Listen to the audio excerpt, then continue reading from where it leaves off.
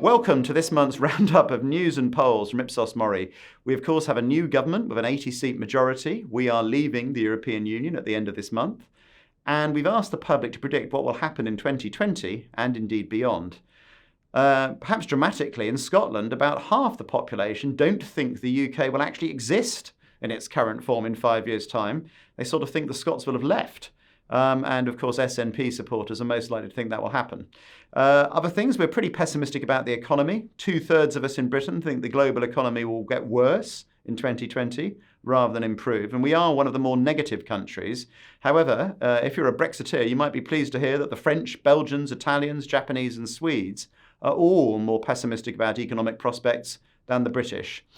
We're also split, we find, globally on whether today's young people are actually going to be better off or worse off than their parents in terms of their job security and their financial well-being, with a big gulf between emerging markets and established markets. On the environment, we've got the vast majority of people globally expecting global temperatures to carry on rising in 2020, and the scientists say that they're probably right.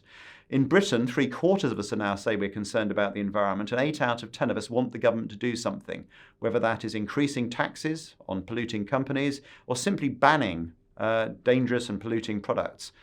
Certainly lots of support for government action. Whether that support will be there when it means us making our lives very, very different, we shall see.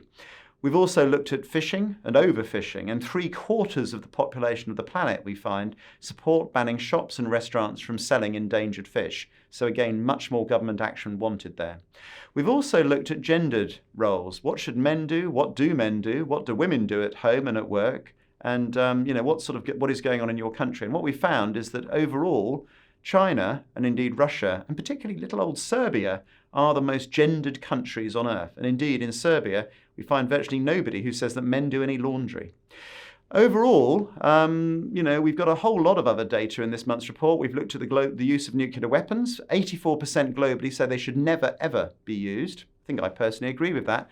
But 54% are actually expecting a nuclear attack in the next 10 years.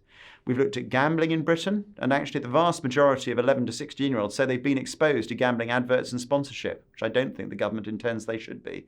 And finally, we found very little ability of consumers to distinguish between different sorts of plastics in multiple household items. And as we need to recycle more to meet the climate change challenge and the resource challenge, still huge amounts of change that needs to take place there. All that and much, much more. Have a good month. Thank you.